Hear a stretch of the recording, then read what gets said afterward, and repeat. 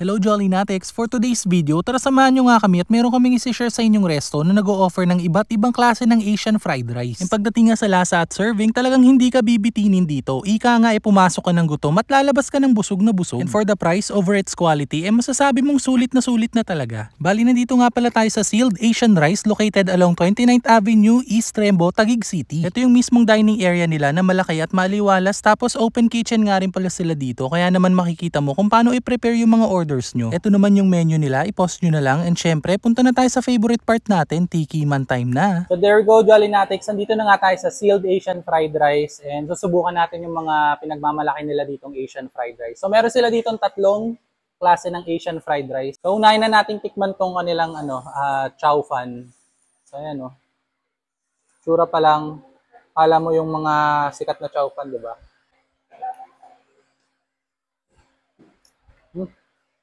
Lasa.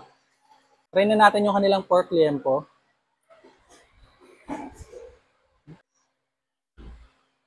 More on siya, masim-masim, maalat-alat.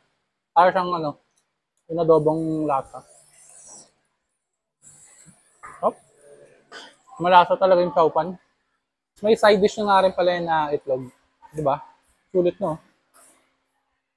Hello. Yan, Hungarian. Grabe, no? Laki, no? Tapos yung serving nila, no? Dami. Wala pang 200 yan, Jolly Natics. Next naman natin tikman yung kanilang nasi goreng. Ito yung maanghang na Asian fried rice. So, tara.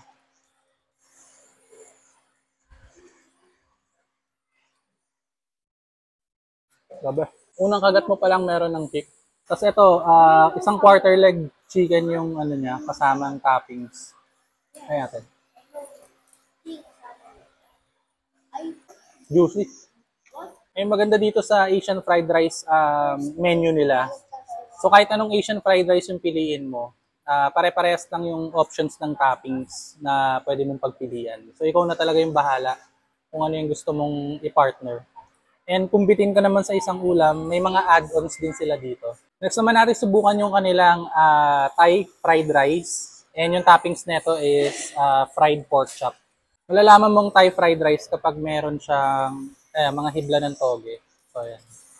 Natin.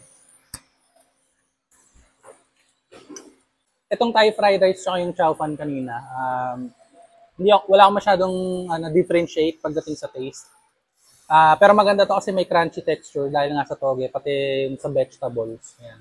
Kung may kasama kayong kids, itong dalawa, chow fan, tsaka itong Thai fried rice, hindi siya maanghang, so pwede sa mga kids. Kaya yung pork chop nila. Ang lambot, galing kainin, crispy. Jolly Natics, bukod sa mga Asian fried rice, meron din sila ditong sisig. And for sharing na rin to. Una ko napansin dito, medyo malalaki yung chunks ng sisig nila. Natin.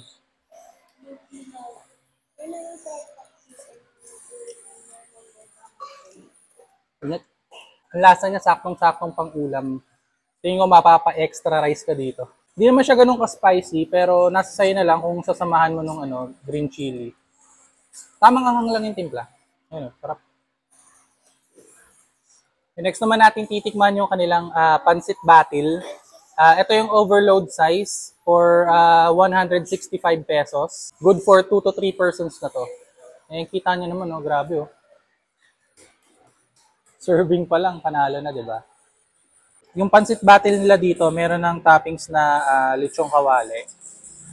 Tapos dun sa egg, meron na rin. May atay and beef. Tapos kung naukulangan kayo sa sabaw, meron silang yung pinaka-batil o yung kaldo, yung soup. Pwede nyo dagdagan. Yan, ganito.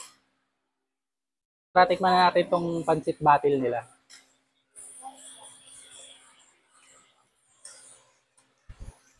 Lasang-lasa mo yung atay. Actually, para sa akin masarap yung lalasa mo yung atay. Kasi mga gulay niya, medyo pa rin siya. Crispy pa rin. Crunchy pala. By the way, Jolly Natics, meron din pala sila ditong pares. So, Sa mga nagke-crave ng pares dyan, meron din sila dito niyan sa Sealed Asian Fried Rice.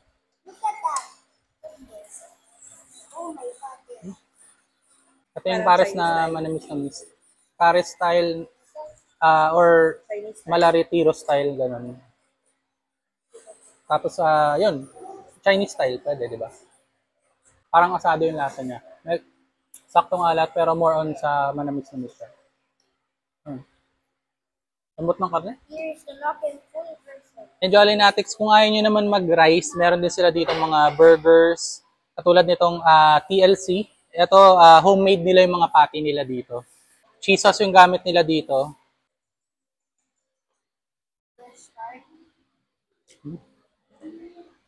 Juicy yung patty. Yung lasa pa lang, alam mo ng homemade. Next naman, burger pa rin, pero ito yung kanilang ranch burger. So yung difference nito, meron tong barbecue sauce and may egg.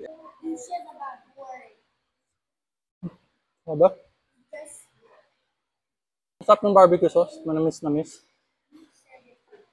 Drinks naman, meron din sila ditong mga soft drinks, pero meron din sila ditong milk tea. Diyan sa likod ko, ayan o.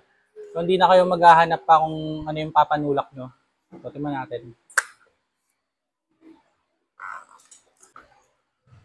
Quality yung pearl. Sarap. Parang yung mga mga sikat. There you go, Jolly Natics. Busog na naman tayo. Isa na namang sulit na food tripan yung nakita natin. And kung kayo nga magagawin dito sa Taguig, particularly dito sa may East Rembo, 29th Avenue, check nyo na to, puntahan nyo na tong Sealed Asian Rice. Saktong-sakto to sa mga estudyante, sa mga nagtatrabaho, naghahanap ng mga makakainan. So yun, punta tayo dito. So until our next food trip, Jolly Natics, kita-kits tayo.